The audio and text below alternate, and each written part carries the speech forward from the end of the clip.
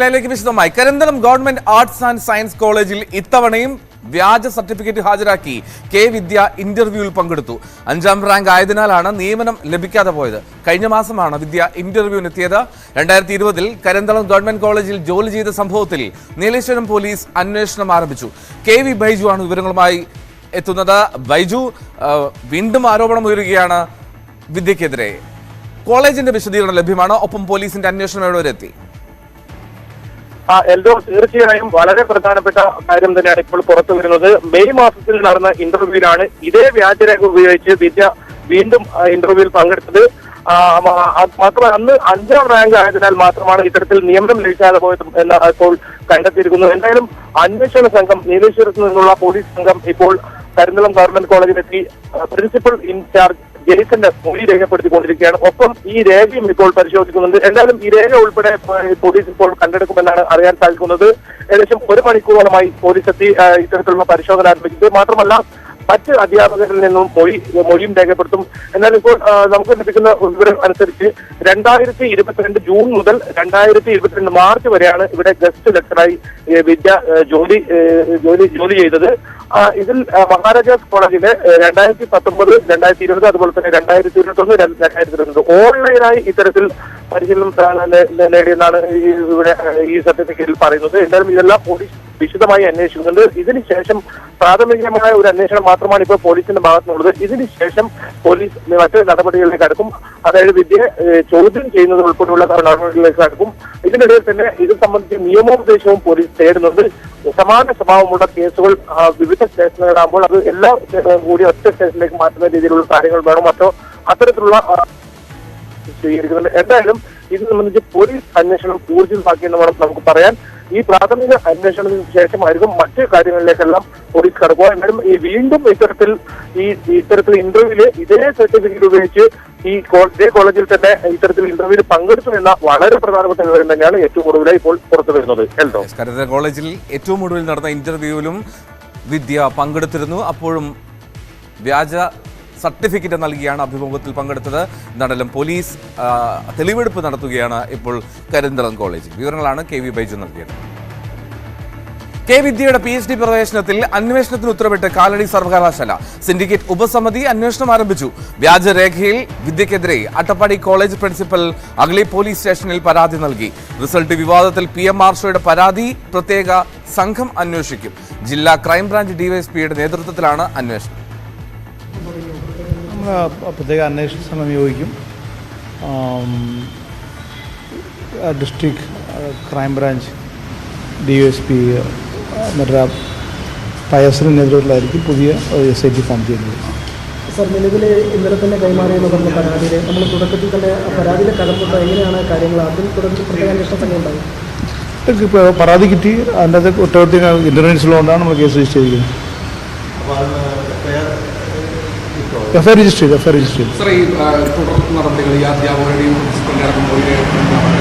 തീർച്ചയായും. വ്യാജരേഖ നിർമ്മിച്ചതിൽ കോളേജിൽ ആർക്കും പങ്കില്ലെന്ന് Maharaja's college governing council chairman N Ramakanth പറഞ്ഞു. ഒരു കംപ്ലൈന്റ് റിസീവ് ചെയ്യേണ്ടത് ഹെഡ് ഓഫ് ദി ഇൻസ്റ്റിറ്റ്യൂഷനാണ്. അത് സംബന്ധിച്ച് പ്രിൻസിപ്പൽ നിങ്ങളോട് റെസ്പോണ്ട് ചെയ്തിട്ടുണ്ട്. ഗവേണിംഗ് ബോഡിയുടെ മുമ്പിൽ വന്നിട്ടില്ല. ഇല്ല, ഗവേണിംഗ് ബോഡിയുടെ മുമ്പിൽ അത്തരത്തിലുള്ള ഒരു പ്രശ്നം വന്നില്ല. അത് ഇന്ന് ഈ മാധ്യമങ്ങൾ കൊണ്ടുവന്ന ആ പ്രശ്നം ഇന്ന് ഗവേണിംഗ് ബോഡി വളരെ വിശദമായി സമഗ്രമായി ഇന്ന് പരിശോധിക്കുകയും അതിന്മേൽ തുടർ നടപടി സ്വീകരിക്കേണ്ടതിനെക്കുറിച്ച് ആലോചിക്കുകയും ചെയ്യും. അല്ല, അത് നമുക്ക് ഗവേണിംഗ് ബോഡി പറയേണ്ട ഉത്തരവല്ലത്. ഒരു വ്യാജരേഖ ഉണ്ടെങ്കിൽ ആ വ്യാജരേഖ ഉണ്ടാക്കിയിട്ടുള്ള ആൾ തന്നെയാണ് ആ നിയമ നടപടി നേരിടേണ്ടത്. അത് ഗവേണിംഗ് ബോഡിയുടെ മുമ്പിൽ അത്തരത്തിലുള്ള പ്രശ്നം വന്നിട്ടുണ്ട്. അല്ല, അത് ഇത് നിങ്ങൾ റിപ്പോർട്ട് ചെയ്തല്ലാണ്ട് ഗവേണിംഗ് ബോഡിയുടെ മുമ്പിൽ അത്തരത്തിൽ ഒരു രേഖയില്ല. അല്ല, നമ്മുടെ ഇതുവരെയുള്ള പ്രാഥമിക അന്വേഷണത്തിൽ അത്തരത്തിൽ കോളേജുമായി ബന്ധപ്പെട്ട ആർക്കും അതിൽ നേരിട്ട് പങ്കാളിത്തം ഇല്ല എന്നുള്ളതാണ്. അത് ഇന്നത്തെ മീറ്റിംഗ് വിശദമായി അത് സംബന്ധിച്ച് പരിശോധിക്കും നിശ്ചയമായി. സുവി വിശ്വനാഥൻ ചേരുന്നു വിവരങ്ങളുമായി. സുവി, ഈ മഹാരാജാസ് കോളേജിൽ ഗവേണിംഗ് ബോഡി ചേരുകയാണ്. അതിന് മുമ്പാണ് ചെയർമാന്റെ പ്രതികരണം നമ്മൾ കേട്ടത്. ഗവേണിംഗ് ബോഡി അത് പൂർത്തിയായോ? എന്തെങ്കിലും തീരുമാനങ്ങൾക്കോ കൂടുതൽ അന്വേഷണങ്ങൾക്കോ സാധ്യതയുണ്ടോ? ഇനി ആർഷോയുടെ പരാതിയിൽ പ്രത്യേക അന്വേഷണ സംഘം എത്തുമെന്നാണല്ലോ പറയുന്നത്. അപ്പോൾ ഈ പോലീസിന്റെ നടപടികൾ എന്തൊക്കെയാണ്? ഇനി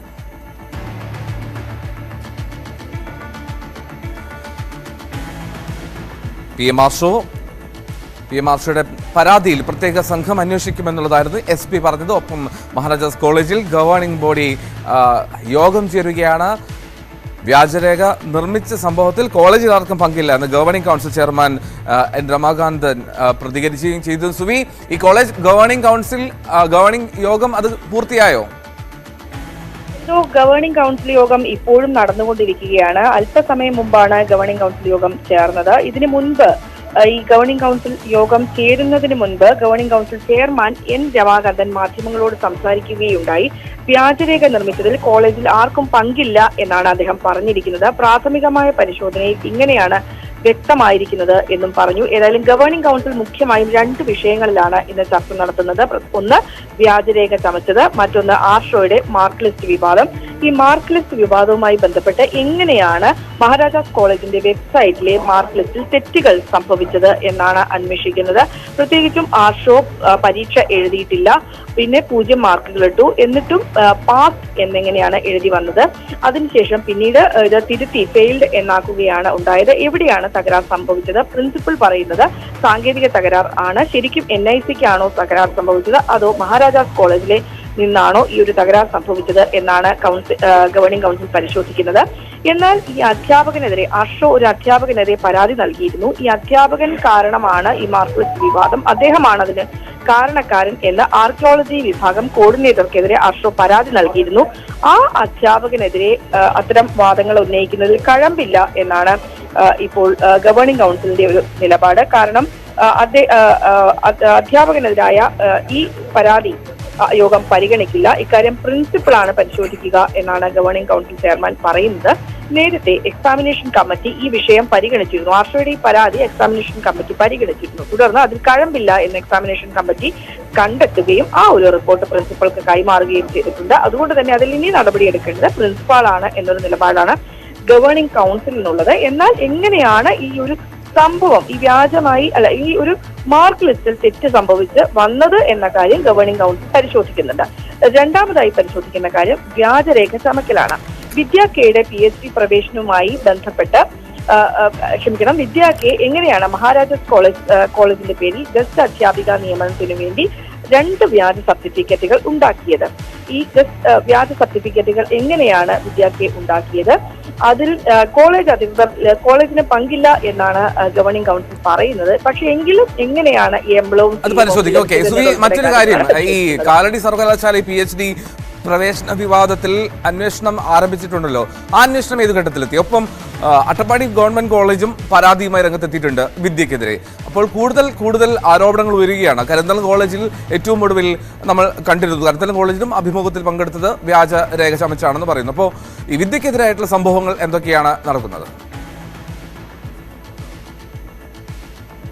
കാലടി സർവകലാശാല കോളേജിലാണ് വിദ്യ കെ PhD ചെയ്യുന്നത്. ആ PhD പ്രവേശനം വിദ്യ നേടിയതിൽ അട്ടിമറി നടന്നു എന്നാണ് ആരോപണം ഉയർന്നിരിക്കുന്നത്. ആ ആരോപണങ്ങളിൽ വിദ്യയ്ക്ക് ഈ PhD പ്രവേശനം ലഭിച്ചതിൽ പരാതികൾ ലഭിച്ചിട്ടുണ്ട്. ആ പരാതികളിലാണ് അന്വേഷണം നടത്തുന്നത്. ഉന്നത വിദ്യാഭ്യാസ മന്ത്രി R. ബിന്ദു തന്നെ ഈ കാര്യം അന്വേഷണം നടത്തും എന്ന് പറഞ്ഞിരുന്നു. സിൻഡിക്കേറ്റിന്റെ ലീഗൽ സബ് കമ്മിറ്റിയാണ് ഇക്കാര്യം അന്വേഷിക്കുന്നത്. ആ അന്വേഷണം ആരംഭിക്കുകയും ചെയ്തിട്ടുണ്ട്. പ്രധാനമായും SC/ST സെല്ലാണ് ഇങ്ങനെ ഒരു അട്ടിമറി നടന്നു എന്ന് നേരത്തെ തന്നെ അറിയിച്ചിരിക്കുന്നത്. അതിൽ അവർ ഒരു റിപ്പോർട്ട് കൊടുക്കുകയും ചെയ്തിട്ടുണ്ട്. കാരണം ഈ ഒരു റിപ്പോർട്ടിൽ പറയുന്നത് ഇതിൽ അട്ടിമറി നടന്നു. വിദ്യയ്ക്ക് അതായത് 10 പേർക്കാണ് അഡ്മിഷൻ ലഭിക്കേണ്ടത്, അതിനു പകരം 15 പേർക്ക് നൽകി. അതിൽ സംവരണ തത്വം പാലിച്ചില്ല എന്ന കാര്യം ഈ SC/ST സെൽ പറയുകയും ചെയ്തു. എന്നാൽ ആ ഘട്ടങ്ങളിലെല്ലാം തന്നെ VC ഉൾപ്പെടെ സർവകലാശാല പറഞ്ഞത് ഹൈക്കോടതി നിർദ്ദേശത്തെ തുടർന്നാണ് വിദ്യയ്ക്ക് പ്രവേശനം നൽകിയത് എന്നാണ്. എന്നാൽ ഹൈക്കോടതി പറഞ്ഞത് നിയമാനുസൃതമായി ഈ കാര്യങ്ങൾ ചെയ്യണം എന്നായിരുന്നു ഹൈക്കോടതി നേരത്തെ ഇക്കാര്യത്തിൽ വ്യക്തമാക്കിയിരുന്നത്. ഏതായാലും ഈ കാര്യം കാലടി സർവകലാശാലയും ഇപ്പോൾ അന്വേഷിക്കുന്നത്. ശരി, സുധീർ വിശ്വനാഥനാണ് വിവരങ്ങൾ നൽകിയത് കൊച്ചിയിൽ നിന്ന്. വിദ്യയെ പൂർണ്ണമായും തള്ളി SFI രംഗത്തെത്തി. വിദ്യയുമായി ബന്ധപ്പെട്ട ക്രമക്കേടുകൾ SFIയുടെ മുകളിൽ കൊണ്ടുപോയി കെട്ടേണ്ട കാര്യമില്ലെന്ന് SFI സംസ്ഥാന സെക്രട്ടറി PM ആർഷോ പറഞ്ഞു. വിവാദം അത് ആസൂത്രിതമാണ്, തെളിവുണ്ടെങ്കിൽ ഹാജരാക്കാൻ വെല്ലുവിളിക്കുകയാണെന്നും ആർഷോ പറഞ്ഞു. ഈ പറഞ്ഞ വ്യക്തിയുമായി ബന്ധപ്പെട്ടിട്ടുള്ള ക്രമക്കേട് ഉൾപ്പെടെയുള്ള കാര്യങ്ങൾ അത് SFIയിൽ കൊണ്ടുപോയി കെട്ടേണ്ട കാര്യമില്ല. കാരണം അത് SFIയുമായി ബന്ധപ്പെട്ട് നിൽക്കുന്ന ഒന്നല്ല. അങ്ങനെ SFIയിൽ കൊണ്ടുപോയി കിട്ടാൻ വേണ്ടിയിട്ട് വലിയ ശ്രമം നടത്തിക്കൊണ്ടിരിക്കുന്നുണ്ട്. അതത്ര നിഷ്കളങ്കമായിട്ടുള്ള ശ്രമമല്ല. ആ ശ്രമം അവസാനിപ്പിക്കണം എന്നുള്ളതാണ്. ഈ 4-5 ദിവസത്തിനിപ്പുറം ഇത് ഉയർന്നു വന്നിട്ട് ഇപ്പോൾ 4-5 ദിവസമായി. ഈ 5 ദിവസം പൂർത്തീകരിക്കുമ്പോൾ ഇതുമായി ബന്ധപ്പെട്ട് പ്രധാനപ്പെട്ട പ്രതിപക്ഷ രാഷ്ട്രീയ പാർട്ടികളുടെയൊക്കെ നേതാക്കന്മാർ, പ്രവർത്തകർ ഞങ്ങളുടെ കയ്യിൽ തെളിവുണ്ട്, തെളിവിൻ്റെ അടിസ്ഥാനത്തിലാണ് ഇത് പറയുന്നത്. ഈ പറഞ്ഞ ഇപ്പോൾ എൻ്റെ അടക്കം വ്യക്തിപരമായിട്ടുള്ള പേര് ഇതിനകത്ത് പല വട്ടം വലിച്ചടക്കപ്പെടുന്ന സാഹചര്യം ഉണ്ടായി. PM ഷോയ്ക്ക് അതിനകത്ത് പങ്കുണ്ട്. വ്യാജരേഖ നിർമ്മിക്കുന്നതിന് വേണ്ടി PM ഷോ സഹായിക്കുന്ന നിലയുണ്ട്. ഇതൊക്കെ 4-5 ദിവസം പറഞ്ഞ ആളുകൾ സർട്ടിഫിക്കറ്റ് തിരുത്തിയതിനകത്ത് PM ഷോ ഇടപെട്ടിട്ടുണ്ട്. PM ഷോയുടെ നിർദ്ദേശാനുസരണം അധ്യാപകർ സർട്ടിഫിക്കറ്റ് തിരുത്തിയതാണ് എന്നൊക്കെ പറഞ്ഞ ആളുകൾ 4-5 ദിവസം പൂർത്തിയാകുമ്പോഴും ഇതുമായി ബന്ധപ്പെട്ട് അവരുടെ കയ്യിലുണ്ട് എന്ന് അവകാശപ്പെടുന്ന ഒരു തെളിവ് പുറത്തുവിടാൻ വേണ്ടി തയ്യാറായിട്ടില്ല. ഒരു തെളിവിൻ്റെയും അടിസ്ഥാനമില്ലാതെയാണ് 4-5 ദിവസം നിങ്ങൾ ഈ കടന്ന SFIയെ വേട്ടയാടി ഈ വിദ്യാർത്ഥി പ്രസ്ഥാനത്തെ പൊതുസമൂഹത്തിന് മുൻപിൽ ഇല്ലായ്മ ചെയ്യുന്നതിന് വേണ്ടിയിട്ടുള്ള ഇടപെടൽ നടത്തിയത്. SFIയുടെ ക്രമക്കേടുകളിൽ പോലീസ് അനങ്ങുന്നില്ലെന്ന് പ്രതിപക്ഷ നേതാവ് VD സതീശൻ. CPI നേതാക്കൾ ക്രമക്കേടുകൾക്ക് കുടപിടിക്കുകയാണെന്നും അന്വേഷണം നടക്കും മുൻപ് ആർഷോയെ ഉന്നത വിദ്യാഭ്യാസ മന്ത്രി കുറ്റവിമുക്തനാക്കുകയാണെന്നും VD സതീശൻ പറഞ്ഞു. എന്നെ ഇന്നലെ അത്ഭുതപ്പെടുത്തി.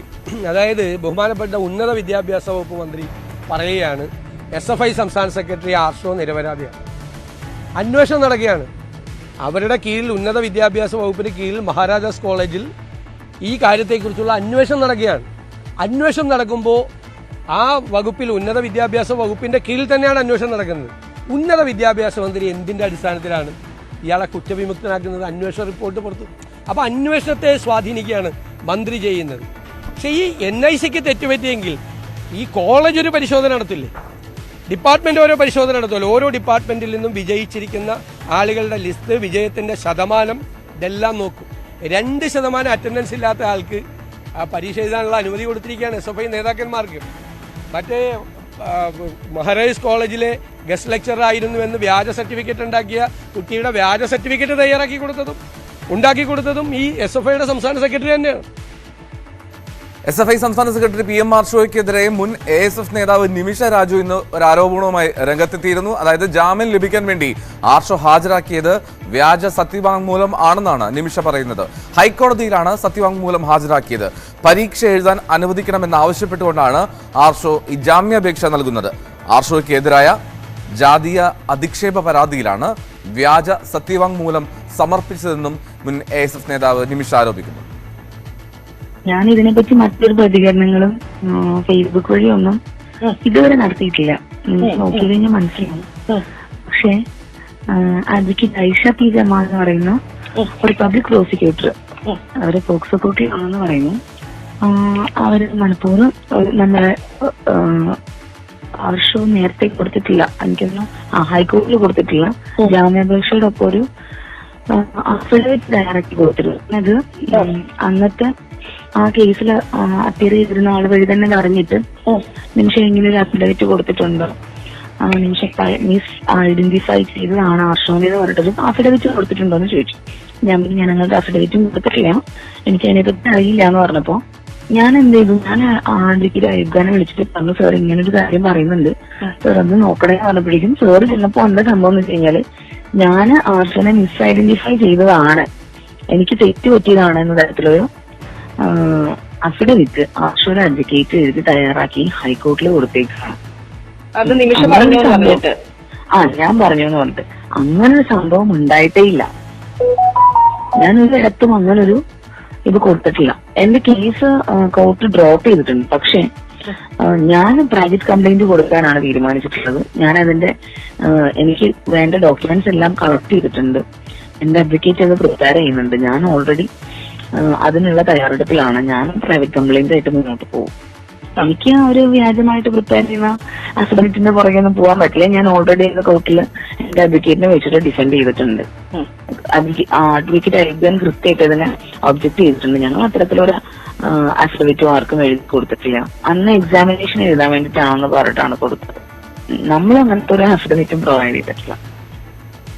മറ്റു വാർത്തകളിലേക്ക്. അമൽ ജ്യോതി കോളേജിലെ വിദ്യാർത്ഥികൾക്കെതിരെ നടപടി ഉണ്ടാകില്ലെന്ന് ജില്ലാ പോലീസ് മേധാവി K കാർത്തിക്. ഒരു വിദ്യാർത്ഥിയെയും പ്രതിയാക്കി കേസ് എടുത്തിട്ടില്ല.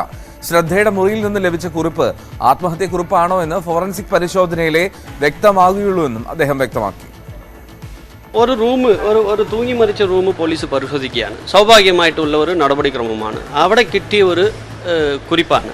അപ്പോൾ എഴുതിയത് ആരാണ്, അതിൻ്റെ വിദഗ്ധരാണ് പറയേണ്ടത്. മനസ്സിലായില്ല, അത് കമ്പാരിസന് വിടേണ്ടിയുണ്ട്. ഏത് സാഹചര്യത്തിലാണ് ഈ കേസൊക്കെ അതൊക്കെ ബന്ധമുണ്ടോ, എല്ലാ കാര്യങ്ങളും വിശദമായിട്ട് അന്വേഷിച്ചിട്ടല്ലേ നമ്മൾക്ക് ഉത്തരം പറയാൻ പറ്റും. അല്ലാതെ നമുക്ക് ഇപ്പോൾ ഈ ഒരു ഘട്ടത്തിൽ പറയാൻ പറ്റില്ല. അവിടെ ഒരു അൺഫോർച്ചുനേറ്റ് നമ്മളുടെ സഹോദരി ശ്രദ്ധ മരണപ്പെട്ടത് ഒരു അൺഫോർച്ചുനേറ്റ് സിറ്റുവേഷനാണ്. അതുമായി ബന്ധപ്പെട്ട് കൂടെ പഠിച്ച എല്ലാ സ്റ്റുഡൻസും എല്ലാം ഒരു എമോഷണൽ ആയിരുന്നില്ല. സ്വാഭാവികമായിട്ട് ഉള്ള ഒരു നാച്ചുറൽ റിയാക്ഷനാണ്. അതിൻ്റെ ഭാഗമായിട്ട് അവിടെ കുറച്ച് ക്രമസമാധാന പ്രശ്നങ്ങളും ഉണ്ടായിരുന്നത്. അത് നമ്മൾക്കെല്ലാം അറിയും. അതുമായി ബന്ധപ്പെട്ട് 4 കേസ് എടുത്തിരിക്കുകയാണ്. അന്ന് നമ്മളുടെ ബഹുമാനപ്പെട്ട മന്ത്രിമാരുടെ ചർച്ചയിലും പറഞ്ഞിരുന്നത് അതൊക്കെ മുൻപാണ് ഇതെല്ലാം എടുത്തത്. തിങ്കളാഴ്ച ചൊവ്വാഴ്ചയാണ് അവിടെ ലോ ആൻഡ് ഓർഡർ ഇഷ്യൂ ഉണ്ടായിരുന്നത്. ബുധനാഴ്ചയാണ് നമ്മൾ അവിടെ ഒരു ചർച്ച നടത്തുന്നത്. അന്ന് നമ്മൾ കൃത്യമായിട്ട് പറഞ്ഞിരുന്നത് ഒരു കാരണം വെച്ചാലും കുട്ടികളുടെ ഭാവി പോലീസിൻ്റെ ഒരു ആക്ഷനെ കൊണ്ട് ബുദ്ധിമുട്ട് ഉണ്ടാവില്ല. അവിടെ വെച്ച് പറഞ്ഞ വാക്കാണ്, അത് എപ്പോഴും തന്നെ പോലീസ് പാലിക്കും. അതിൽ യാർക്കും യാതൊരു സംശയം വേണ്ട, ഒരു പേടിയും വേണ്ട. നമ്മൾ ഇത് കുട്ടികളാണ്, കുട്ടികളുടെ future is our future, our state future. We will not spoil that. So the case is taken for unlawful assembly. Not only one case, totally 4 cases is taken. We will handle that. Okay. വിവരങ്ങളുമായി G Sreejith ചേരുന്നു കോട്ടയത്ത് നിന്ന്. ശ്രീജിത്ത്, വിദ്യാർത്ഥികൾക്കെതിരെ കേസെടുക്കില്ല എന്ന് Kottayam SP വ്യക്തമാക്കുന്നുണ്ട്. അത് ആശ്വാസകരമാണ്. മറ്റൊരു case ഉണ്ടാകില്ല എന്നുള്ള പ്രതികരണം. ഒപ്പം ഈ അന്വേഷണത്തെ പറ്റി എന്താണ് അദ്ദേഹം കൂടുതലായി പറഞ്ഞത്?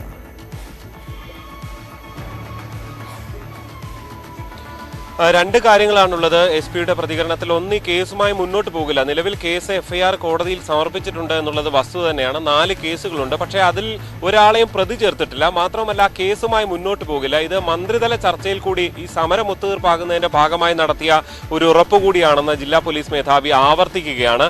മാത്രമല്ല, ഈ മന്ത്രിതല ചർച്ച നടന്നതിന്റെ തലേദിവസമാണ് ഇത്തരത്തിലൊരു കേസുകൾ, അതായത് ഈ സംഭവം ഉണ്ടായ ദിവസം തന്നെ കേസ് രജിസ്റ്റർ ചെയ്തതെന്നും അദ്ദേഹം വ്യക്തമാക്കുന്നുണ്ട്.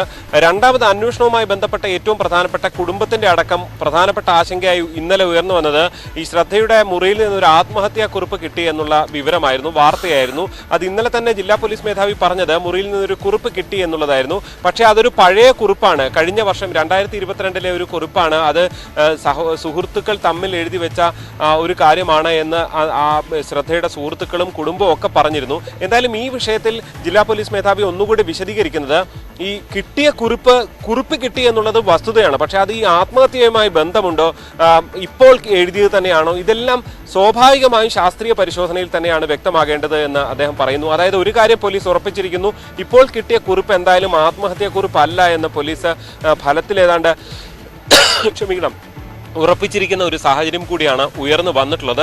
മാത്രവുമല്ല, അവിടെ ഇന്നും ഈ TM വർഗീസ് എന്ന ജില്ലാ ക്രൈംബ്രാഞ്ച് DYSP അവിടെ ക്യാമ്പ് ചെയ്തുകൊണ്ട് തന്നെ മൊഴികൾ രേഖപ്പെടുത്തിക്കൊണ്ടിരിക്കുകയാണ്.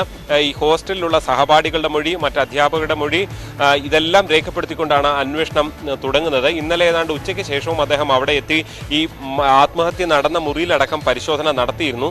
ഈ ശ്രദ്ധയുടെ ആത്മഹത്യാക്കുറിപ്പ് മറ്റെന്തെങ്കിലും ഉണ്ടെങ്കിൽ അത് അട്ടിമറിക്കപ്പെട്ടിട്ടുണ്ടാകാമെന്ന സംശയം സുഹൃത്തുക്കൾ പ്രകടിപ്പിച്ചിരുന്നു. പ്രത്യേകിച്ച് ആദ്യഘട്ടത്തിൽ പോലീസ് എത്താനോ കോളേജ് മുറി സീൽ ചെയ്യാനോ ഒക്കെ വൈകിയിരുന്നതായുള്ള പരാതി ഉന്നയിച്ചിരുന്നു. ഇതെല്ലാം പരിശോധിക്കുമെന്നാണ് എന്തായാലും ജില്ലാ പോലീസ് മേധാവി K. കാർത്തിക് പറയുന്നത്.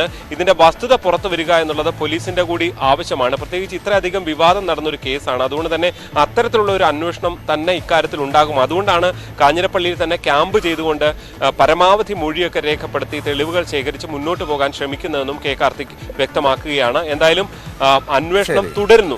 അന്വേഷണം കൂടുതൽ ശക്തമായി വേഗത്തിൽ പൂർത്തിയാക്കും എന്ന ഒരു ഉറപ്പ് തന്നെയാണ് ജില്ലാ പോലീസ് മേധാവി നൽകുന്നത്. ശരി, ജില്ലാ പോലീസ് മേധാവിയുടെ പ്രതികരണത്തിന്റെ വിവരങ്ങളാണ് ജി ശ്രീജിത്ത് നൽകിയത് കോട്ടയത്ത് നിന്ന്. ഒരിടവേള. വീണ്ടും ന്യൂസ് റൂമിലേക്ക്. ഇപ്പോൾ CPI സംസ്ഥാന സെക്രട്ടറി കാനം രാജേന്ദ്രൻ തിരുവനന്തപുരത്ത് മാധ്യമങ്ങളെ കാണുന്നു. തത്സമയം. ഒരു ധാരണയിൽ എത്തിയിട്ടില്ല. സോളാർ കമ്മീഷൻ റിപ്പോർട്ടിൽ പറയുന്ന കാര്യങ്ങൾ മുഴുവനും സത്യമാണെന്ന് കരുതുന്നത്?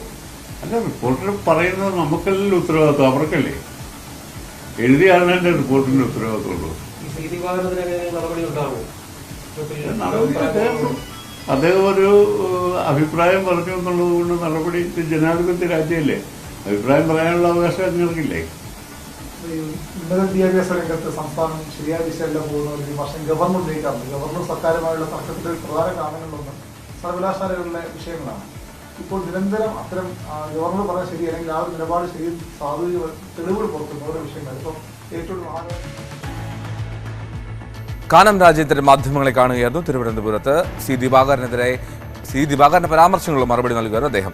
ആലപ്പുഴയിലെ CPM അംഗം രഞ്ജിത്ത് ആക്രമിക്കപ്പെട്ടത് മയക്കുമരുന്ന് വിൽപ്പനയ്ക്കെതിരെ സംസാരിച്ചതിലുള്ള വിരോധം മൂലമെന്ന് FIR. നോർത്ത് പോലീസ് രജിസ്റ്റർ ചെയ്ത കേസിൽ ഒന്നാം പ്രതി CPM കാളാത്ത് A ബ്രാഞ്ച് അംഗം സൂരാജാണ്. സംഭവത്തിൽ മറ്റൊരു പാർട്ടി അംഗത്തിന്റെ വീടും വാഹനവും അടിച്ചു തകർക്കപ്പെട്ടിരുന്നു. CPM സംസ്ഥാന സെക്രട്ടറിക്ക് രഞ്ജിത്ത് നൽകിയ പരാതി സ്ഥിരീകരിക്കുന്നതാണ് ഈ പോലീസിന്റെ FIR. News 18 exclusive.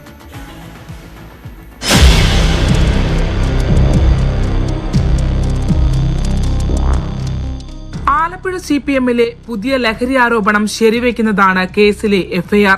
മയക്കുമരുന്ന് വിൽപ്പനയെക്കുറിച്ച് സംസാരിച്ചതിലുള്ള പകയാണ് അക്രമത്തിലേക്ക് നയിച്ചതെന്ന് പ്രഥമ വിവര റിപ്പോർട്ടിൽ വ്യക്തമാക്കുന്നു. മുഖ്യപ്രതി CPM കാളാത്ത് A ബ്രാഞ്ച് അംഗമായ സുരാജാണ്. ജോജി, സുജിത്, ലിജോ എന്നിവരാണ് കേസിലെ മറ്റു പ്രതികൾ. രഞ്ജിത്ത് ആക്രമിക്കപ്പെട്ടതിനൊപ്പം തന്നെ കാളാത്ത് A ബ്രാഞ്ച് അംഗം ഉമേഷിന്റെ വീടും അടിച്ചു തകർത്തു. സംഭവത്തിൽ മഹിളാ അസോസിയേഷൻ യൂണിറ്റ് സെക്രട്ടറി കവിതയുടെ അമ്മയ്ക്കും അടിയേറ്റു. ഏപ്രിൽ 22 നടന്ന സംഭവം CPM ആശ്രമം ലോക്കൽ കമ്മിറ്റിയെയും നോർത്ത് ഏരിയ കമ്മിറ്റിയെയും രഞ്ജിത്തും ഉമേഷും അറിയിച്ചിട്ടും പ്രതികൾക്കെതിരെ നടപടിയുണ്ടായില്ലെന്ന് മാത്രമല്ല അനുകൂല നിലപാട് കൈക്കൊള്ളുകയും ചെയ്തു. പരാതി പൂഴ്ത്തിയതോടെയാണ് ജില്ലാ നേതൃത്വത്തെയും സംസ്ഥാന സെക്രട്ടറി MB ഗോവിന്ദനെയും സമീപിക്കേണ്ടതായി വന്നത്. വിവാദ വിഷയത്തിൽ CPM സംസ്ഥാന കമ്മിറ്റി അംഗം CB ചന്ദ്രബാബുവിനാണ് അന്വേഷണ ചുമതല. കരുനാഗപ്പള്ളി ലഹരിക്കടത്ത് കേസിന്റെ വിവാദങ്ങൾ ആലപ്പുഴ CPMൽ ഇതുവരെ അടങ്ങിയിട്ടില്ല. അതിനിടയിലാണ് മയക്കുമരുന്ന് മാഫിയക്കെതിരെ സംസാരിച്ചവരെ പാർട്ടി അംഗങ്ങൾ വീട് കയറി ആക്രമിച്ചിട്ടുള്ളത്. എല്ലാത്തിന്റെയും പ്രഭവ കേന്ദ്രം ആലപ്പുഴ നോർത്ത് AC കീഴിൽ ആണെന്നതാണ് ശ്രദ്ധേയം. ക്യാമറമാൻ പ്രശാന്ത് മംഗലശ്ശേരിക്കൊപ്പം ആലപ്പുഴയിൽ നിന്നും Saranya Snehajan, news 18. Thiruvananthapuram DCC president Palode രവിക്കെതിരെ തലസ്ഥാനത്ത് പോസ്റ്ററുകൾ. കോൺഗ്രസ് പാർട്ടിയിലെ പോസ്റ്റുകൾ വിൽപ്പനയ്ക്ക് എന്നാണ് പോസ്റ്റ്. സേവ് കോൺഗ്രസ് ഫോറം എന്ന പേരിലാണ് പോസ്റ്ററുകൾ പതിച്ചിരിക്കുന്നത്. ലോക കേരള സഭയുടെ അമേരിക്കൻ മേഖലാ സമ്മേളനത്തിൽ പങ്കെടുക്കാൻ മുഖ്യമന്ത്രി പിണറായി വിജയൻ ന്യൂയോർക്കിലെത്തി. ധനമന്ത്രി KN ബാലഗോപാലും സ്പീക്കർ AN ഷംസീറും മുഖ്യമന്ത്രിക്ക് ഒപ്പമുണ്ട്. മുഖ്യമന്ത്രിയെയും സംഘത്തെയും വിമാനത്താവളത്തിൽ NORKA director doctor M Anirudhan, സംഘാടക സമിതി അധ്യക്ഷൻ മന്മഥൻ നായർ എന്നിവർ സ്വീകരിച്ചു. നാളെ ലോക കേരള സഭയിലെ ആദ്യ സെഷൻ നടക്കും. ടൈംസ് സ്ക്വയറിൽ നടക്കുന്ന പൊതുസമ്മേളനത്തിൽ മുഖ്യമന്ത്രി അമേരിക്കൻ മലയാളികളെ അഭിസംബോധന ചെയ്യും. റസാഖ് പയമ്പ്രോട്ട് പഞ്ചായത്ത് ഓഫീസിനുള്ളിൽ തൂങ്ങിമരിക്കാനിടയായ സംഭവം പ്രത്യേക സംഘം അന്വേഷിക്കണമെന്ന് രമേശ് ചെന്നിത്തല. പ്ലാന്റിന് സ്റ്റോപ്പ് മെമ്മോ കൊടുക്കണമെന്നാവശ്യപ്പെട്ട് നിരവധി തവണ പഞ്ചായത്തിൽ കയറി ഇറങ്ങിയെങ്കിലും ഭരണസമിതി അവഗണിക്കുകയായിരുന്നു.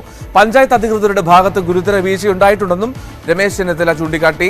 ഇതനുസരിച്ച് രമേശ് ചെന്നിത്തല മുഖ്യമന്ത്രിക്ക് കത്തയക്കുകയും ചെയ്തു. കാലവർഷം എത്തിയതോടെ കേരളത്തിൽ മഴ കനക്കുകയാണ്. ഇന്ന് 8 ജില്ലകളിൽ ഒറ്റപ്പെട്ട സ്ഥലങ്ങളിൽ ശക്തമായ മഴയ്ക്ക് സാധ്യത ഉള്ളതിനാൽ യെല്ലോ അലർട്ടാണ്. തിരുവനന്തപുരം, കൊല്ലം, പത്തനംതിട്ട, ആലപ്പുഴ, കോട്ടയം, ഇടുക്കി, കോഴിക്കോട്, കണ്ണൂർ ജില്ലകളിലാണ് യെല്ലോ അലർട്ട്. മറ്റ് ജില്ലകളിൽ സാധാരണ മഴയ്ക്കും സാധ്യതയുണ്ട്. ഇന്നലെയാണ് കേരളത്തിൽ കണ്ണൂർ വരെ കാലവർഷം എത്തിയതായി കാലാവസ്ഥാ വകുപ്പ് പ്രഖ്യാപിച്ചത്. അതിതീവ്ര ചുഴലിക്കാറ്റായി ശക്തി പ്രാപിച്ച ബിബോർജോയ് ചുഴലിക്കാറ്റ് അറബിക്കടലിൽ വടക്കു പടിഞ്ഞാറ് ദിശയിൽ തുടരുകയാണ്. മത്സ്യത്തൊഴിലാളികൾക്ക് ജാഗ്രതാ നിർദ്ദേശം നൽകിയിട്ടുണ്ട്. സംസ്ഥാനത്ത് ഇന്ന് അർദ്ധരാത്രി മുതൽ ട്രോളിംഗ് നിരോധനം നടപ്പിലാക്കും. യന്ത്രവൽകൃത മത്സ്യബന്ധന യാനങ്ങൾക്ക് ഇനിയുള്ള 52 ദിവസങ്ങൾ വിശ്രമമാണ്. ദുരിതകാലത്ത് സർക്കാർ സഹായം ലഭിക്കും എന്ന പ്രതീക്ഷയിലാണ് മത്സ്യത്തൊഴിലാളികൾ.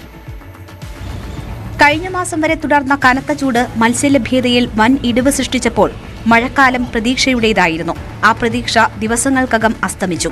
ഇനിയുള്ള 52 ദിവസങ്ങൾ ആഴക്കടൽ മത്സ്യബന്ധനമില്ല. പുറംകടലിൽ മീൻ തേടിപ്പോയ ബോട്ടുകൾ തീരം തേടി വന്നുകൊണ്ടിരിക്കുന്നു.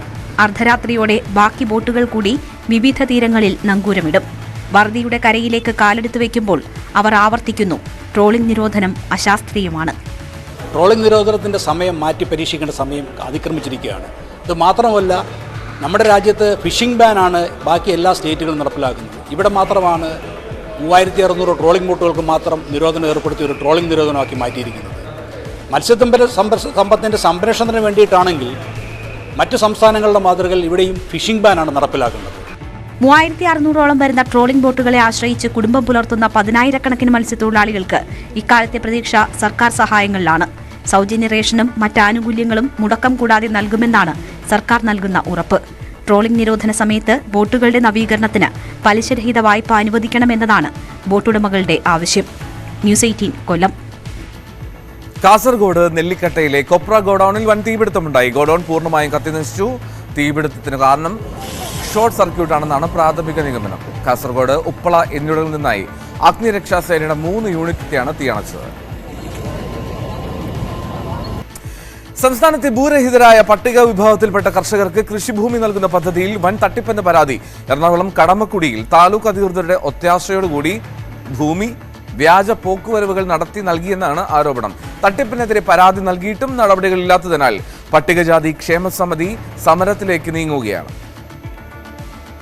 എറണാകുളം ജില്ലയിലെ കടമക്കുടിയിൽ പട്ടിക വിഭാഗത്തിൽപ്പെട്ടവർക്കുള്ള കൃഷിഭൂമി പദ്ധതി വ്യാപകമായി അട്ടിമറിക്കുകയാണെന്ന പരാതി നേരത്തെയുമുണ്ട്. കോൺഗ്രസ് നേതാവും ഇടപ്പള്ളി ബ്ലോക്ക് പഞ്ചായത്ത് മുൻ അംഗവുമായ കെ സുകുമാരനെതിരെയാണ് ഇപ്പോഴുള്ള പരാതി. 97-98 കാലയളവിൽ സർക്കാരിന്റെ പ്രത്യേക ഘടക പദ്ധതി പ്രകാരം ഭൂരഹിതരായ പട്ടികജാതി വിഭാഗത്തിൽപ്പെട്ട കർഷകർക്ക് കൃഷിഭൂമി അനുവദിക്കുന്ന പദ്ധതിയിൽ 15 സെന്റ് കൃഷിഭൂമി തികച്ചും ആസൂത്രിതമായി സ്വന്തം കുടുംബത്തിലേക്ക് എത്തിച്ചതായാണ് പരാതി. കോൺഗ്രസ്സുകാരനായിട്ടുള്ള സുകുമാരൻ എന്ന വ്യക്തി ഇയാളെ മറ്റു അപേക്ഷകളൊന്നും സ്വീകരിക്കാതെ ആ ബ്ലോക്ക് മെമ്പർ എന്ന പദം ഉപയോഗിച്ചുകൊണ്ട്, അധികാരം ഉപയോഗിച്ചുകൊണ്ട് ഉദ്യോഗസ്ഥന്മാരെല്ലാം സ്വാധീനിച്ചുകൊണ്ട് ഇദ്ദേഹത്തിൻ്റെ ഭാര്യയുടെ പേരിൽ അപേക്ഷ കൊടുക്കുകയും ആ 15 സെന്റ് സ്ഥലം ആ ഭാര്യയുടെ പേരിൽ മേടിക്കാനുണ്ടായി. അർഹതയില്ലാതിരുന്നിട്ടും ഭാര്യയുടെ പേരിൽ 15 സെന്റ് ഭൂമി ആദ്യം കൈവശപ്പെടുത്തുകയും പിന്നീട് അത് സ്വന്തം സഹോദരിക്ക് മറിച്ചു വിൽക്കുകയും ചെയ്തു. ഇതിൽ നിന്ന് 4 സെന്റ് ഭൂമി തിരികെ വാങ്ങിച്ചു. ഈ കാലയളവിൽ തന്നെ മറ്റൊരു പദ്ധതി പ്രകാരം 82 സെന്റ് ഭൂമിയും സ്വന്തം പേരിലാക്കിയെന്നും പരാതിയിൽ പറയുന്നു. ഒന്നാം പദ്ധതി പ്രകാരം 15 സെന്റ് കൃഷിഭൂമിയും രണ്ടാം പദ്ധതി പ്രകാരം 82 സെന്റ് കൃഷിഭൂമിയാണ് മേടിച്ചെടുത്തിരിക്കുന്നത്. അതും ഈ രണ്ടാം സർക്കാർ പദ്ധതി പ്രകാരം കിട്ടിയിരിക്കുന്ന കൃഷിഭൂമിയുടെ കിട്ടിയിരിക്കുന്ന വിവരം മറച്ചു വെക്കുന്നതിന് വേണ്ടി ആണ് ഇയാൾ വില്ലേജ് അടിസ്ഥാനത്തിൽ കൃത്രിമ പോക്കുവരവ് രേഖകളെല്ലാം തന്നെ ഉണ്ടാക്കിയിരിക്കുന്നത്. കൂടാതെ ബാങ്കിലും ഇയാൾ കൃത്രിമ ആധാരങ്ങൾ കയറ്റിയിരിക്കുന്നതായിട്ട് നമുക്ക് ബോധ്യപ്പെട്ടിട്ടുണ്ട്. പരാതിയെ തുടർന്ന് കടമക്കുടി കൃഷിഭവൻ ഓഫീസർ തഹസിൽദാർക്ക് നൽകിയ റിപ്പോർട്ടിൽ തട്ടിപ്പിനെക്കുറിച്ച് പറയുന്നുണ്ടെങ്കിലും നാളിതുവരെയായിട്ടും ഒരു നടപടിയും ഉണ്ടായിട്ടില്ല. എന്നാൽ അർഹതപ്പെട്ട ഭൂമി മാത്രമാണ് തന്റെ പക്കലുള്ളതെന്നും ഇതിന് കൃത്യമായ രേഖകളുണ്ടെന്നും വ്യക്തിവൈരാഗ്യം തീർക്കാൻ ചിലർ ഗൂഢാലോചന നടത്തുകയുമാണെന്നാണ് ആരോപണ വിധേയനായ കെ സുകുമാരന്റെ വിശദീകരണം. ന്യൂസ് 18 കൊച്ചി. കൊടും ചൂടിൽ അലഞ്ഞവർക്ക് കുടിവെള്ളം കൊടുത്തതിന് സെക്രട്ടേറിയറ്റ് അസോസിയേഷൻ ഭാരവാഹികൾക്കെതിരെ കേസെടുത്തു. തിരുവനന്തപുരം നഗരസഭാ സെക്രട്ടറി നൽകിയ പരാതിയുടെ അടിസ്ഥാനത്തിലാണ് കന്റോൺമെന്റ് പോലീസ് FIR രജിസ്റ്റർ ചെയ്തത്. സെക്രട്ടേറിയറ്റിലെ ഇടത് അനുകൂല യൂണിയനും സമാനമായ രീതിയിൽ കുടിവെള്ളം കൊടുത്തിട്ടും അവർക്കെതിരെ നടപടിയെടുത്തില്ല എന്നാണ് ആക്ഷേപം. വേനൽ ചൂടിന്റെ പാരമ്യത്തിൽ സാധാരണക്കാർ പൊറുതിമുട്ടുന്നതിനിടയിലാണ് മുഖ്യമന്ത്രി തന്നെ തെളിനീർ പന്തലുകൾ സ്ഥാപിക്കണമെന്ന് ആഹ്വാനം നടത്തിയത്. വിവിധ പൊതുസ്ഥാപനങ്ങളുടെ സഹകരണത്തോടെ തലസ്ഥാന നഗരിയിലെ പ്രധാന ഇടങ്ങളിൽ ഇത്തരം തെളിനീർ പന്തലുകൾ സ്ഥാപിക്കുകയും ചെയ്തു. സെക്രട്ടേറിയറ്റിലെ ഇടത് വലത് യൂണിയനുകളുടെ നേതൃത്വത്തിലും സമാനമായ പദ്ധതി നടപ്പിലാക്കി. ഏപ്രിൽ 5 KPCC അധ്യക്ഷൻ K സുധാകരൻ സെക്രട്ടേറിയറ്റ് അസോസിയേഷന്റെ കുടിനീർക്കൂട് ഉദ്ഘാടനം ചെയ്തു. മെയ് 19 വരെ അസോസിയേഷൻ ഓഫീസിന്റെ പ്രധാന കവാടത്തിൽ പോലീസ് ഉദ്യോഗസ്ഥരടക്കം നിരവധി ആളുകൾ ദാഹശമനത്തിനായി എത്തിയതുമാണ്. എന്നാൽ ഇത് നിയമവിരുദ്ധമായാണ് നടത്തിയതെന്നും പൊതുജനങ്ങൾക്ക് ബുദ്ധിമുട്ടായി എന്നും കാണിച്ച് നഗരസഭാ സെക്രട്ടറി നൽകിയ പരാതിയിലാണ് ഇപ്പോൾ കന്റോൺമെന്റ് പോലീസ് FIR രജിസ്റ്റർ ചെയ്തിരിക്കുന്നത്. സ്റ്റേഷനിൽ ഹാജരായ അസോസിയേഷൻ ഭാരവാഹികൾ ഇരട്ട നീതിയാണ് സർക്കാർ കാണിക്കുന്നതെന്ന് ആരോപിക്കുന്നു. ഈ ഗവൺമെന്റ് പോലും കുടിവെള്ളം കൊടുക്കുന്നതിനെതിരാണോ എന്ന് സംശയിക്കേണ്ടിയിരിക്കുന്നു. കാരണം ഇടതുപക്ഷ യൂണിയനുകൾ തൊട്ടപ്പുറത്ത് ആസാദ് ഗേറ്റിൽ കൊടുത്തായിരുന്നു. അവർക്കെതിരെ ഒരു ആക്ഷൻ വന്നായിട്ട് ഞങ്ങൾ കാണുന്നില്ല. അപ്പോൾ സെക്രട്ടേറിയറ്റ് അസോസിയേഷൻ നമ്മുടെ കോമ്പൗണ്ടിനകത്ത് ബന്ധപ്പെട്ടിട്ടാണത് നമ്മൾ ചെയ്തത് തന്നെ. ഏകദേശം എനിക്കൊണ്ട് 2010 ഈ ഭാഗം നമ്മൾ ഗവൺമെൻറ് ഏറ്റെടുത്തുവെങ്കിൽ ഞങ്ങൾക്ക് അതിൻ്റെ കാശ് പോലും തന്നിട്ടില്ല. ഇപ്പോഴും അത് അങ്ങനെ തന്നെ നിൽക്കുന്ന സാഹചര്യത്തിൽ നമ്മുടെ കോമ്പൗണ്ടിൻ്റെ പരിധിയിൽ നിന്നുകൊണ്ട് നമ്മൾ ചെയ്ത ഒരു പൊതു പ്രവൃത്തി, ഒരു നന്മ പ്രവൃത്തിയെ വളരെ ദുഷ്ടലാക്കോടുകൂടെ കാണുന്ന ഒരു ഗവൺമെൻറ്റായിട്ട് മാറിയിട്ടുണ്ടോ എന്ന് നമുക്ക് സംശയമുണ്ട്. നിയമവിദഗ്ധരുമായി ആലോചിച്ച് തുടർ നടപടികൾക്ക് ഒരുങ്ങുകയാണ് സെക്രട്ടേറിയറ്റ് അസോസിയേഷൻ. ന്യൂസ് 18 തിരുവനന്തപുരം. കോടികൾ ചെലവിട്ട് പണിത മരട് കുടുംബാരോഗ്യ കേന്ദ്രം 1 വർഷം കഴിഞ്ഞിട്ടും തുറന്നു കൊടുക്കുന്നില്ലെന്ന് പരാതി. കരാറുകാരൻ താക്കോൽ നൽകാത്തതിനാലാണ് തുറക്കാത്തതെന്ന് അധികൃതർ പറയുന്നു. കരാർ തുക ലഭിക്കാത്തതിനാലാണ് താക്കോൽ കൈമാറാത്തതെന്ന് കരാറുകാരനും പറയുന്നു. കാലപ്പഴക്കം ചെന്ന കെട്ടിടം. ഒരു മഴ വന്നാൽ അവസ്ഥ ഇങ്ങനെയാണ്.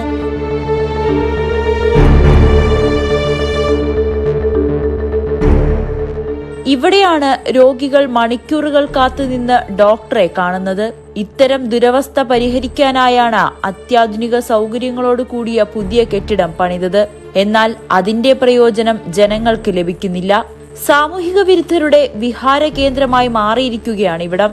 തെരുവ് നായകളുടെ വിശ്രമ കേന്ദ്രവും. മഴക്കാലം വന്നു കഴിഞ്ഞാൽ വലിയ വെള്ളക്കെട്ട് ആണുള്ളത്, പട്ടികളുടെ ശല്യങ്ങൾ, അങ്ങനെ വലിയ ബുദ്ധിമുട്ടുകൾ ആണ് ഇപ്പോൾ നിലവിലുള്ളത്. ഇതെന്തിനു വേണ്ടി ഇത് പണിതിട്ടേക്കണമെന്നിട്ട് അറിയാനും പാടില്ല. ഇത് പണിതിട്ട് ജനങ്ങൾക്ക് ഉപകരിക്കാൻ വേണ്ടിയിട്ടല്ലേ ഒരു ഹോസ്പിറ്റൽ പണിതിട്ടേക്കണത്, ജനങ്ങളുടെ കാര്യങ്ങൾക്ക് വേണ്ടിയിട്ടും.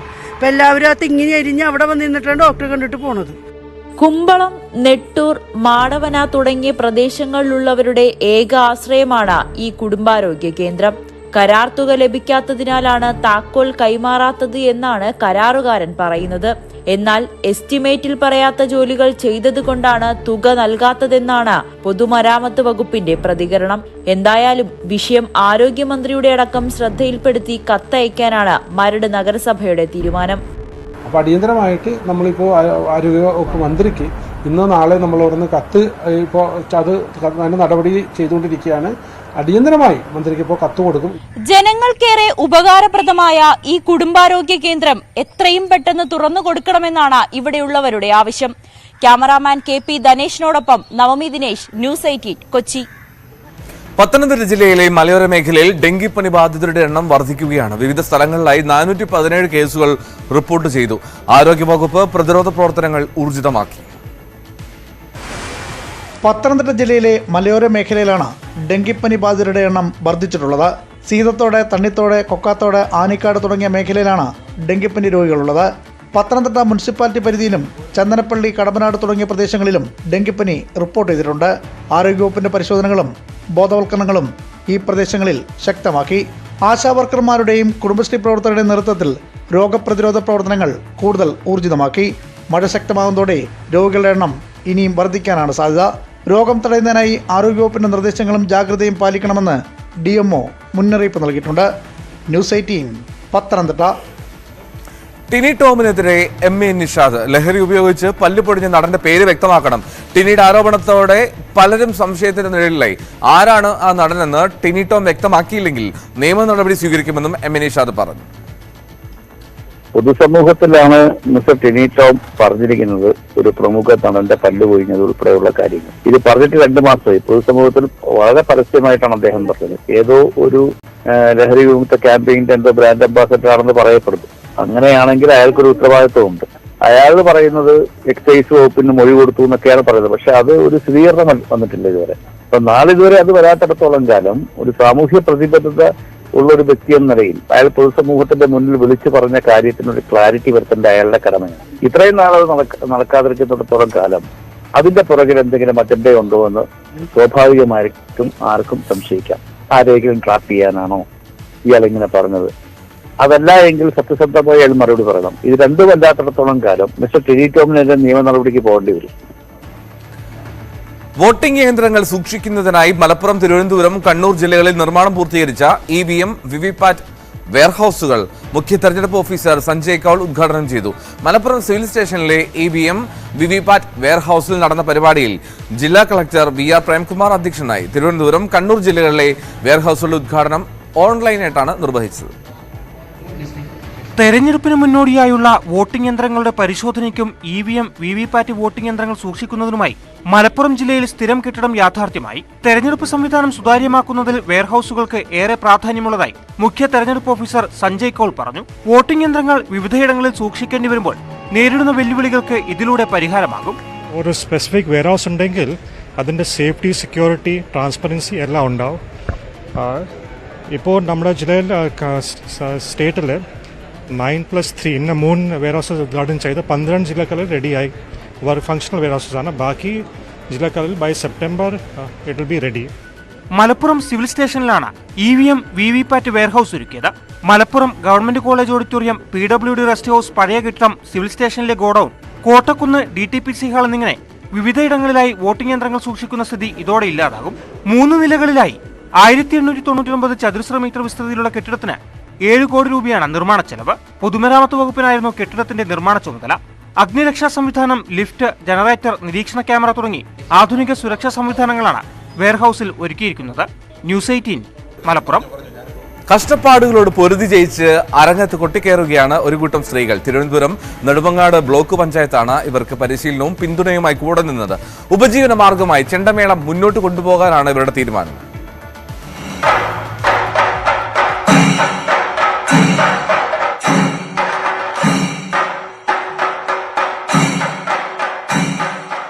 ഈ പെൺപടയ്ക്ക് ഇത് വെറുമൊരു അരങ്ങേറ്റമല്ല.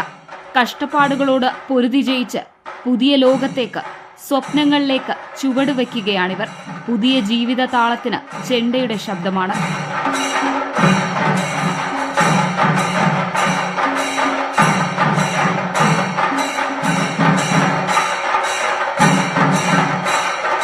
ശിങ്കാരിമേളം കൊട്ടിക്കയറുമ്പോൾ ഉണ്ടാകുന്ന ആവേശത്തെക്കാൾ മുകളിലാണ് പുതിയ ജീവിതമാർഗം നൽകുന്ന അഭിമാനബോധം.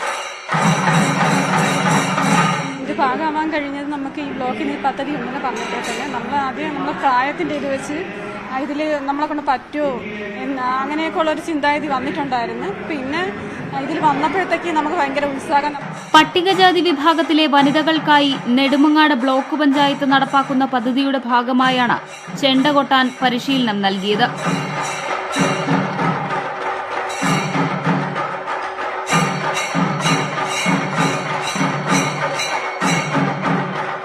ഞങ്ങൾ പട്ടികജാതി വിഭാഗത്തിലെ വനിതകളെയാണ്, 18 പേരടങ്ങുന്ന വനിതാ ഗ്രൂപ്പുകളെയാണ് ഈ പരിശീലനത്തിന് വേണ്ടി തിരഞ്ഞെടുത്തിട്ടുള്ളത്. അപ്പോൾ അവർ സാധാരണ ഈ ശിങ്കാരി മേളം എന്ന് പറയുന്നത് പുരുഷന്മാരുടെ കല എന്നുള്ള നിലയിലാണ് സമൂഹത്തിൻ്റെ പൊതുബോധം. സ്ത്രീകൾ ആ രംഗത്തേക്ക് അങ്ങനെ വരുന്നില്ല. അപ്പോൾ ആ മേഖലയിൽ സ്ത്രീകളുടെ പ്രാതിനിധ്യവും അവസരവും ഉറപ്പാക്കുക എന്നുള്ള ലക്ഷ്യത്തോടു കൂടിയിട്ടാണ്. കൊട്ടിക്കൊട്ടി പൂരപ്പറമ്പുകൾ കീഴടക്കാനുള്ള ഒരുക്കത്തിലാണിവർ.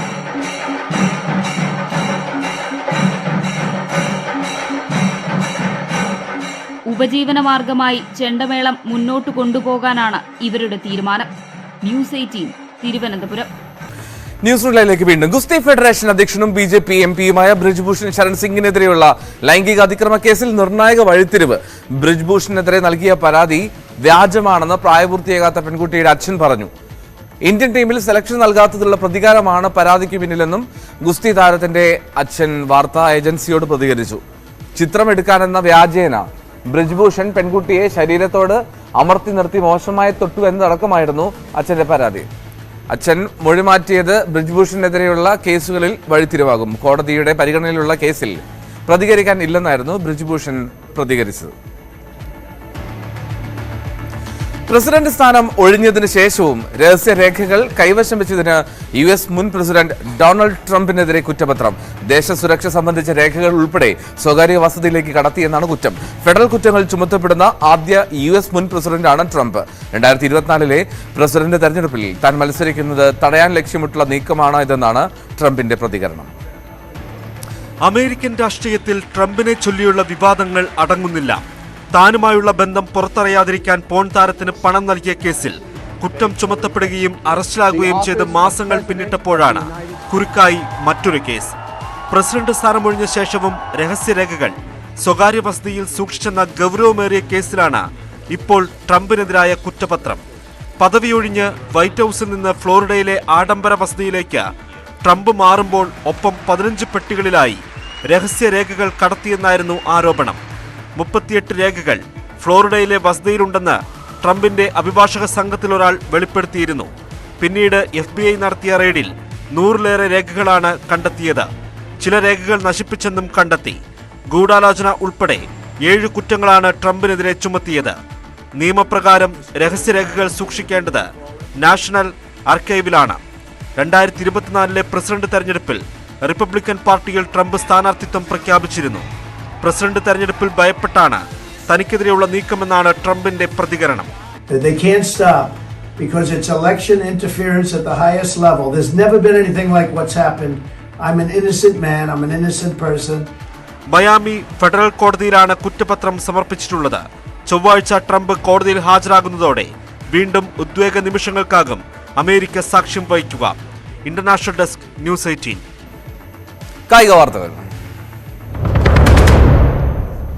ലോക ടെസ്റ്റ് ചാമ്പ്യൻഷിപ്പ് ഫൈനലിൽ ഇന്ത്യ പരുങ്ങുകയാണ്. രണ്ടാം ദിനം കളി അവസാനിച്ചപ്പോൾ 5 വിക്കറ്റ് നഷ്ടത്തിൽ 151 റൺസ് എന്ന നിലയിലാണ് ഇന്ത്യ. രോഹിത് ശർമ്മ, ശുഭ്മാൻ ഗിൽ, ചേതേശ്വർ പൂജാര, വിരാട് കോഹ്ലി, രവീന്ദ്ര ജഡേജ എന്നിവർ പുറത്തായി. അജിൻക്യ രഹാനെയും KS ഭരത്തുമാണ് ഇപ്പോൾ ക്രീസിലുള്ളത്. നേരത്തെ ഓസ്ട്രേലിയൻ ഒന്നാം ഇന്നിംഗ്സ് സ്കോർ 469 റൺസിൽ അവസാനിച്ചു. ട്രാവിസ് ഹെഡിന് പിന്നാലെ സ്റ്റീവൻ സ്മിത്തും സെഞ്ചുറി നേടി. ഇന്ത്യക്ക് വേണ്ടി മുഹമ്മദ് സിറാജ് 4 വിക്കറ്റ് വീഴ്ത്തി. ഇന്നത്തെ സ്വർണ്ണം, വെള്ളി, പ്ലാറ്റിനം നിരക്കുകൾ. താരകൻസ് റോയൽ ജ്വല്ലറി ഇന്നത്തെ സ്വർണ്ണവില ബ്രോട്ട് യു ബൈ അനധികൃത വിൽപ്പനക്കാരിൽ നിന്നും സ്വർണ്ണം വാങ്ങി ഇനി ആരും വഞ്ചിതരാവരുത്. Tharakan's royal jewellery, Kunnamkulam. സ്വർണ്ണം ഗ്രാമിന് 5550 രൂപ, പവന് 44,400 രൂപ, വെള്ളി ഗ്രാമിന് 80 രൂപ, കിലോയ്ക്ക് 80,000 രൂപ, പ്ലാറ്റിനം ഗ്രാമിന് 3718 രൂപ. താരകൻസ് റോയൽ ജ്വല്ലറി ഇന്നത്തെ സ്വർണ്ണവില ബ്രോട്ട് യു ബൈ അനധികൃത വിൽപ്പനക്കാരിൽ നിന്നും സ്വർണം വാങ്ങി ഇനി ആരും വഞ്ചിതരാവരുത്. Tharakan's royal jewellery, Kunnamkulam. News റൂമിൽ ഇവിടെ പൂർണ്ണമാവുകയാണ്. നമസ്കാരം.